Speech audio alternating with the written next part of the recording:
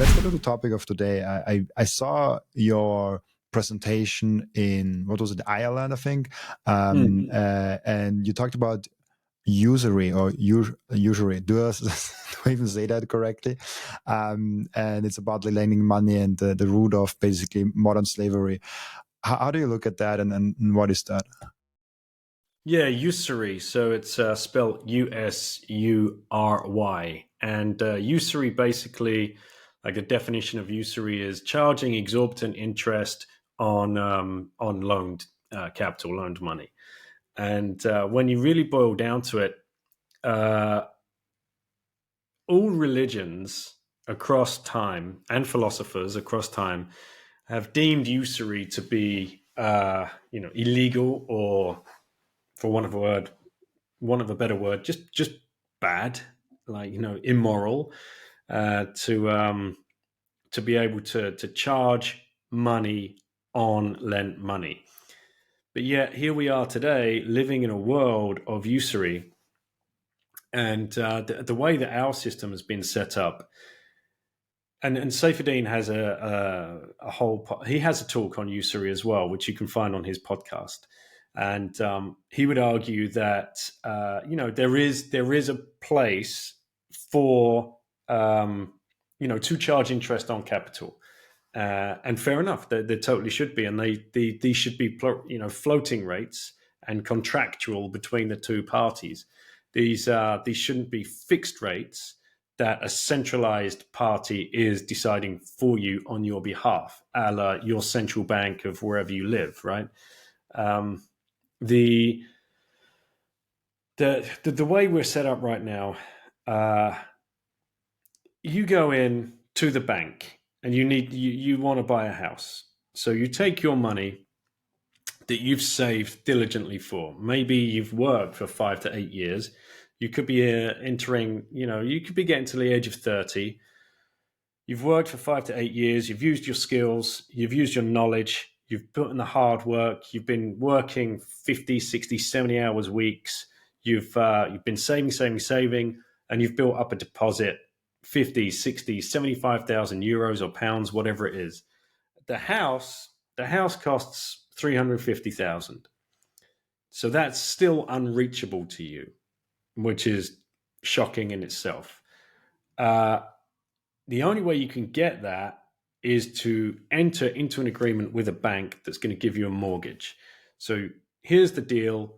You go in, you give over your life's savings, which that represents your life savings. Your life savings represent a deposit. That is all. Here's a deposit. Now the bank is going to loan you the rest. Where does the bank get that money from? We have been taught to think that money is coming from other depositors that have deposited the money into the bank for safekeeping to get interest on, and they are now going to loan it out to you because you are a trusted party, somebody that they believe will end up paying back the interest that you owe them as well.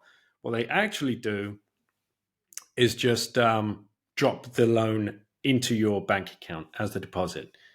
It just comes out of nowhere, and the banks are green-lit to do that by the central bank of whatever country you live in. So now they've given you this money out of nowhere. It's been created just by a flick of a pen, flick of a digital keyboard stroke, and then they're going to charge you interest on it. So even if, and people will argue, oh, well, I got a great deal. It's 0.5% or it's 1.5%. That's a great deal. It doesn't matter how low the interest rate is. The fact that they are charging you interest on something that didn't exist in the first place is pure usury. It's criminal. And then we get into this debt-based Ponzi system that we're currently in, where this is happening not just on house purchases, but car purchases, but sofa purchases, washing machine purchases, fridge, whatever it is, people are taking out finance on. You can walk into almost any home store now. Phones, like everyone's buying phones or laptops on financing agreements. So what happens is all of this debt just gets creeping up, creeping up, creeping up, creeping up, and the money stays at. This is the amount of money in the system. This is the amount of debt in the system. So this is always getting bigger and bigger and bigger. Every now and then they'll print a bunch of money into the system to kind of close that gap. But there's no closing this gap. It's a race that can never be ever won. And this is why the debt ceiling problem in the US is always in the news. It comes around with each term. And oh yeah, we'll just raise the debt ceiling. Don't worry about it, guys. So yeah, we're in this complete and utter total Ponzi scheme where we're being given counterfeit money and being charged interest on it. It's wild.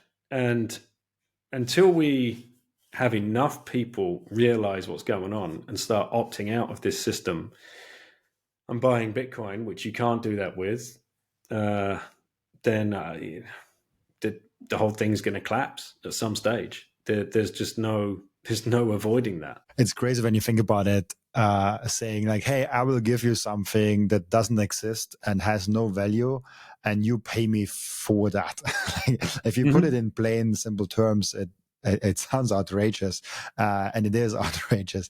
But it's interesting how you look at it, because it's the evil part itself is not lending.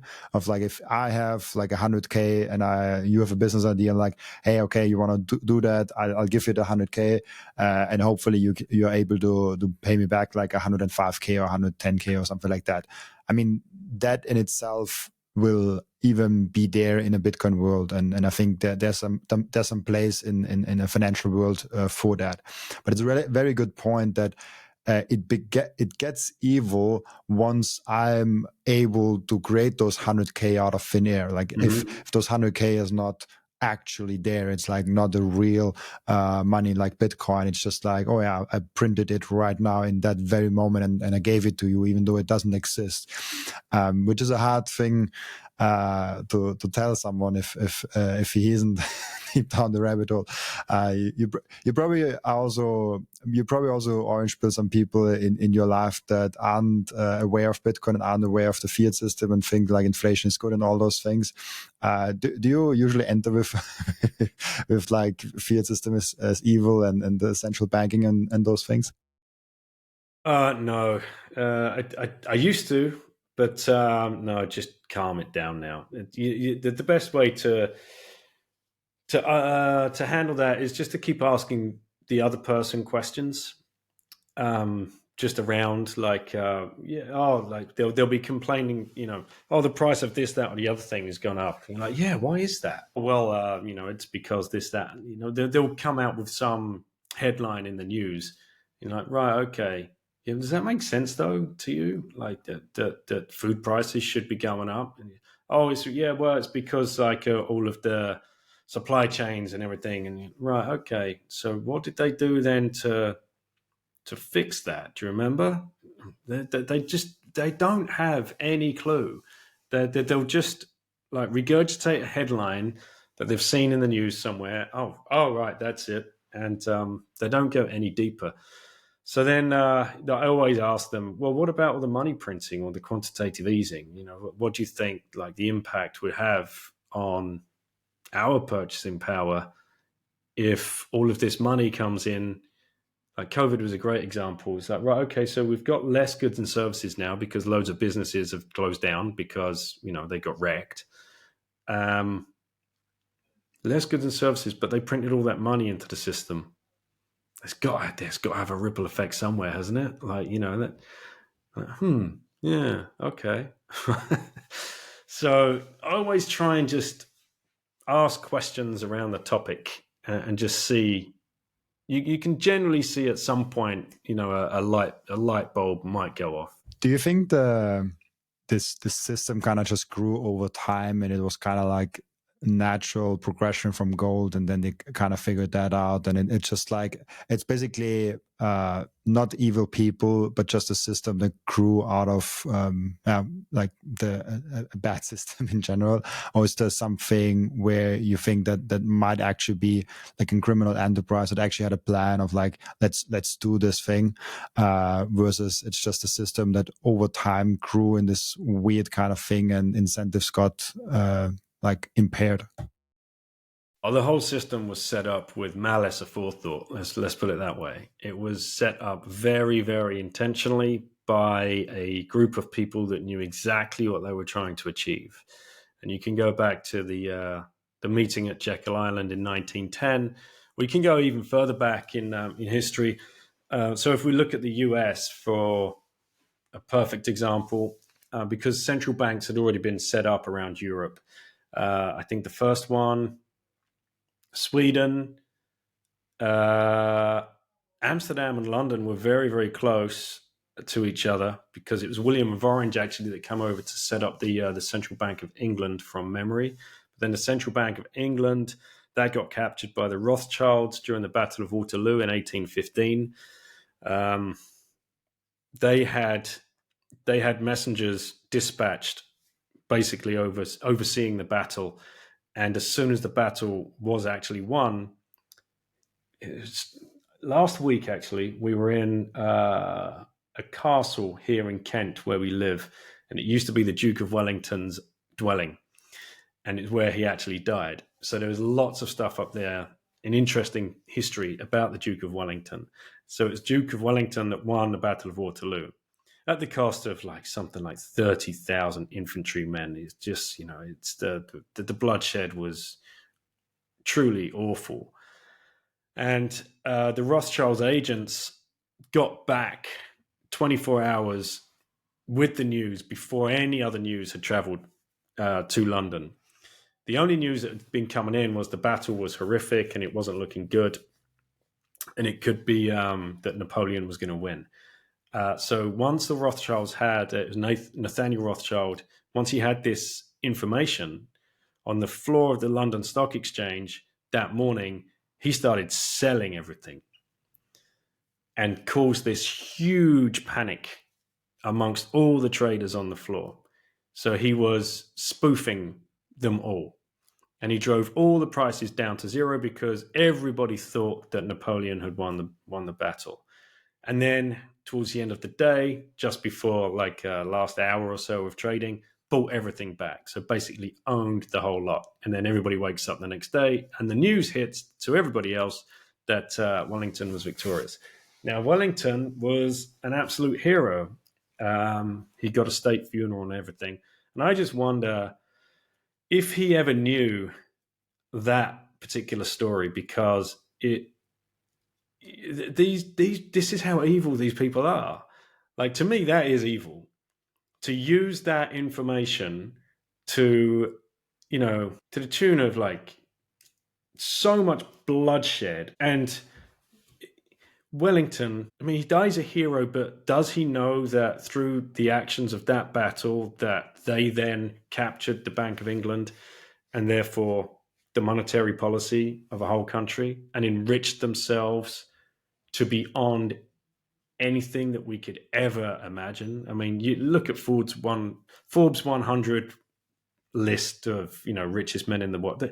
They have nowhere near the wealth of these other families.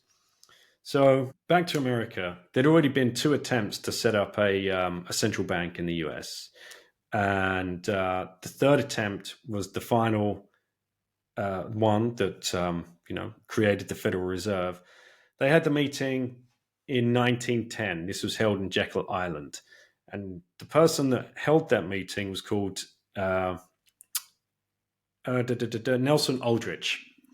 Nelson Aldrich was a politician. He was running the Monetary Commission, whatever it was called at that point. And he invited 6 other men to come and have this secret little meeting in Jekyll Island to hash out how are we going to get a central bank in the US, because they needed a central bank there. One of those people was Paul Warburg, and Paul Warburg was a Rothschild agent sent across from Germany to mastermind this whole thing. Then they had a couple of other guys there. They had a couple of guys who were representing JP Morgan, a couple of guys representing the Rockefeller interests. And they all put together this great plan. Then they took the next 3 years to go around America on this whole great big dog and pony show to convince Congress and the people that we needed to avoid, in order to avoid another crash, we need to put in a central power that can, rescue us all in times of crises. And that's how the Federal Reserve come around. Christmas week of 1913 is when they got it through Congress, because half of Congress were on holiday. Like, all of this was planned, all of it, planned to the last detail, the last dot and the last T. And they had the right people in place. Woodrow Wilson was the guy that signed that, and he was under the command of, or the spell, one might say, of a certain gentleman called Mandel House, who was another agent for one of these families. So when you just follow all of this story and you follow the money, you can read about this. 2 books are great to read: The Creature from Jekyll Island by Edward G. Griffin and The Secrets of the Federal Reserve by Eustace Mullins. When you understand that, like, for example, Rockefeller, he had one son, John D. Jr. His son was married to Abigail Aldrich in the late 1800s. Abigail is the daughter of Nelson Aldrich. So you've got the guy that held the meeting at Jekyll Island firmly entrenched with the Rockefeller family. And then you go a little bit further down the generations. Nelson Rockefeller, people might have heard of that name before. Nelson Aldrich Rockefeller was his full name, named after his grandfather. So there's no doubt that these people put this plan together. It was built with intent, and it was built in such a fashion that they would have the power to be able to print the money whenever they want and enrich their stockholders. So the Federal Reserve, as do all central banks, they work for their stockholders. They don't work for the government or the people. They have stockholders that they are trying to enrich, as well as enriching themselves along the way. So that's the foundation of that. Everything else that's happened ever since is just another little lever that's been, or a little screw that's been tightened. Financial engineering has, layers and layers and layers and layers on top of all of this now. It's just tiny little increments that have happened over the last 110 years, however long it is now, to the point where, thank goodness for Bitcoin, basically. Because if we, what hope would we have? Because they're just going to keep trying and trying. And so the last thing here to think about is, okay, so if they're serving themselves to enrich themselves, and what happens when the government borrow money? So when the government borrow money, who do they borrow money from? And why are we the ones that have to pay off their debts? So if you follow like the logic here, a new president comes in and he needs to make a promise to the people because he's going to improve the infrastructure. We need better roads, we need better bridges, we need better trains, we need all this. And we'll just wave this magic wand and make all that happen. So we will borrow the money. Nobody asks where the money comes from. So what they do is they sell government bonds to the Federal Reserve or to the Bank of England or whatever central bank you're living in. So they might sell 10-year government bonds at X interest, right? So we're back to usury. So the Federal Reserve or the central bank, they say, yeah, okay, fine, we'll buy those from you with money that doesn't exist until that point where they just send the money to the government. And now they are charging the government money interest. And the only way the government can get that interest repayment is from taxing us. So we are the ones paying off the debt and the usury back to the central bankers via our taxes that are taken by the government. So the question still remains in my mind, like, wait a minute. So they owe all of that fiat currency back to the central bank, but the central bank can print fiat currency whenever it wants. So why would it ever want that back? Even with interest, it doesn't make sense, because if they want $100 billion, they just print it, they just split it up between themselves. They have that power. So what is it they truly want? What they truly want is to indebt the government to the point the only way that they can repay any kind of debt would be with mineral-rich lands. Mineral-rich lands, that's what all these wars are about. That's what they want. That's the ultimate power. They don't want to stop there. They want the forests, they want the beaches, they want the rivers, they want the waterways, they want the oceans, they want absolutely everything. And what minerals do they want? Well, they want oil, they want copper, they want tin, they want gold, they want silver, they want diamonds, all of it. So like when when people ask me, so do you think it's an evil system? I'm like, yeah, I think I do, and this is why. It also ties into real estate and how we kind of sold on that trim. You have to get a house, you have to borrow money for that, like getting this like 30-year loan contract and pay it back till you're in the pension, basically all your working years. It all ties really interestingly together when you look at from first principle standpoint. So yeah, again, assets, right? So they want all the assets, they want all the property. Man, the house is a real killer because people get so trapped into that, and Seyfriedin again. Go look at Seyfriedin. He's done a tweet recently about how people, younger people, even Gen Xers now. You're in the market for a house. You're not competing against like other people your age that are looking to get on the property ladder. You're competing against like BlackRock that just want everything. And, just have direct access to money that just gets printed out of thin air. So let's take the house as an example. You go in, like we said before, you put down your 50,000, you've got the deposit there. Well, you still don't own the house.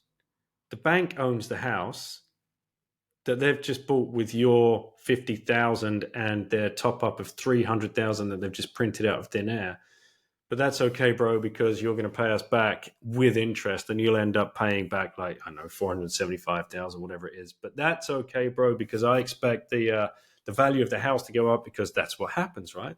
Property appreciates in value. Even if I do nothing to it over the next 25 years, it's gonna be 50% higher than when I bought it. No one even asks this question. So you don't own the house. The bank owns the house. And then you still have to pay all the taxes on the house as well. So who are you paying the taxes to? Like the local council. And what are they providing you with? Well, very little. People think, it's because they collect the bins and this, that, and the other thing. Well, no, it's just to go into this whole freaking debt hole that they can't get themselves out of. So, yeah, you never actually end up owning the house. And then you might want to improve the house. So how do you improve the house? I need to go and get a loan because I need a better kitchen. So you go and get another loan, $15,000, pounds, euros, whatever, to improve the kitchen. Now the bank is going to approve that loan because, one, they want to charge you interest on it. But two, you're improving their property for them. You're now, not only are you furthering debt and you owe them more money, but you're project managing a freaking build for them. It's mad. It's truly, truly crazy that this whole property market, where it is, and when you look at the hierarchy of needs, shelter. We need shelter, and we've been rugged. We've been rugged by the banksters. We do not own our shelter. Nothing. Like this idea of you will own nothing and be happy. That's been happening for decades. They're just telling us now. It's truly incredible. No one owns the house. No one owns the car. No one owns anything unless you own Bitcoin in cold storage. That's what you own. That's the only thing that you own. If you have Bitcoin in cold storage, that is yours. So that's the message. Thank you for watching this video. This was only a snippet of the podcast. And if you want to watch the full episode and get all of the context of this episode, you can click right here or here. Oh, maybe also here.